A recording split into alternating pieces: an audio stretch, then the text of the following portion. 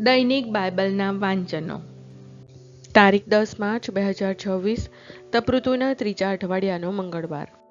પહેલું વાંચન દાનિયેલના ગ્રંથમાંથી અને શુભ સંદેશનું વાંચન સંત માથી કૃત ગ્રંથમાંથી. પહેલું વાંચન દાનિયેલના ગ્રંથમાંથી અધ્યાય 3 કડી 25 અને 34 થી 43.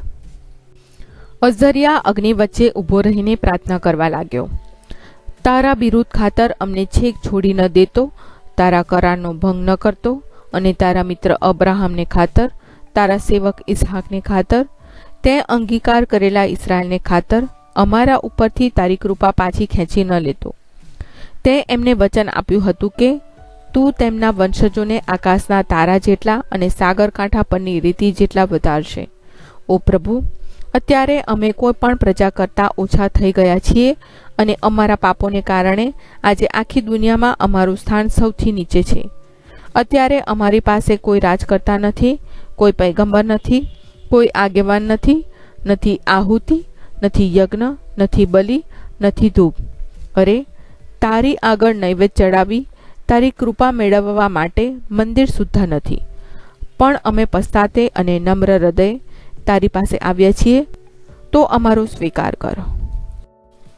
કેમ જાણે અમે તને ઘેટાઓની, બળદોની અને હજારો હુષ્ટપુષ્ટ ગાડરોની આહુતિ આપવા ન આવ્યા હોઈએ? એ જ આજે તારી સમક્ષ અમારો યજ્ઞ હજો.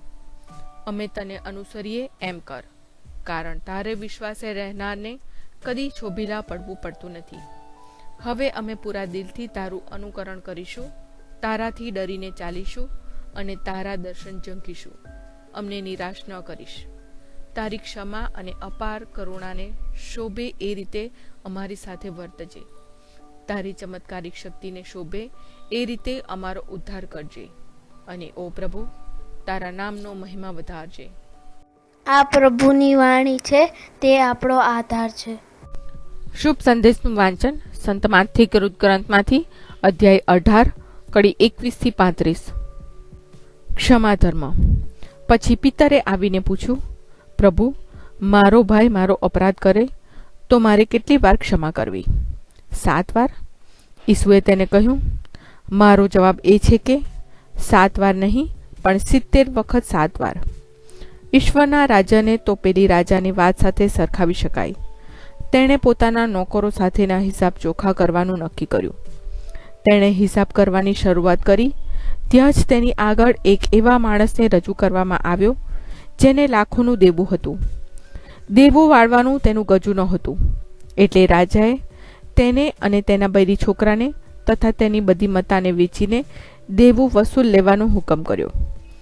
પેલો નોકર લાંબો થઈને પગે લાગ્યો અને બોલ્યો, જરા ખમી જાઓ મા બાપ, હું આપનું બધું દેવું ભરપાઈ કરીશ. આથી માલિકને દયા આવી અને તેણે દેવું માફ કરી નોકરને જતો કર્યો. પણ બહાર નીકળતા જ પેલા નોકરને એક સાથી નોકર મળ્યો જેની પાસે એનું થોડું લેણું હતું. એણે તેને ગળચીમાંથી પકડીને કહ્યું, મારું લેણું ચૂકતે કર. પેલો નોકર પગે પડ્યો અને કાલાવાલા કરીને બોલ્યો, જરા ખમી જાઓ, હું તમારું દેવું ભરપાઈ કરીશ. પણ તેણે માન્યું નહીં અને જઈને દેવું વાળતા સુધી તેને જેલમાં નંખાવ્યો. આ જોઈને બીજા નોકરોને બહુ દુઃખ થયું અને તેમણે જઈને જે બન્યું હતું તે બધું પોતાના માલિકને કહી સંભળાવ્યું. રાજાએ પેલા નોકરને તેડાવી મંગાવીને કહ્યું, બદમાશ, તારી વિનંતીથી મેં તારું બધું દેવું માફ કર્યું. તો મેં જેમ તારા ઉપર દયા કરી તેમ તારે પણ તારા આ સાથી નોકર ઉપર દયા નહોતી કરવી જોઈતી? અને માલિકે ગુસ્સે થઈને દેવું પૂરેપૂરું વાળતા સુધી તેને રીબાવવાનો હુકમ કર્યો. જો તમે પણ પરસ્પર પૂરા દિલથી માફ નહીં કરો તો મારા પરમપિતા પણ તમારી સાથે આ જ પ્રમાણે વર્તશે. આ પ્રભુની વાણી છે, તે આપણો આધાર છે. પ્રાર્થના. ઓ મારા પ્રભુ ઈસુ, હું મારા પાપો માટે પસ્તાવો કરું છું. મારા પાપો માફ કરો. મારા હૃદયમાં આવો. હું તમને મારા પ્રભુ અને તારણહાર બનાવીશ. આમેન. પ્રભુ તમને સુખી રાખો અને તમારી સંભાળ રાખો. પ્રભુની તમારા ઉપર કૃપા દ્રષ્ટિ અને મહેરબાની હો. પ્રભુની તમારા ઉપર પ્રસન્નતા હો અને તે તમને શાંતિ બક્ષો.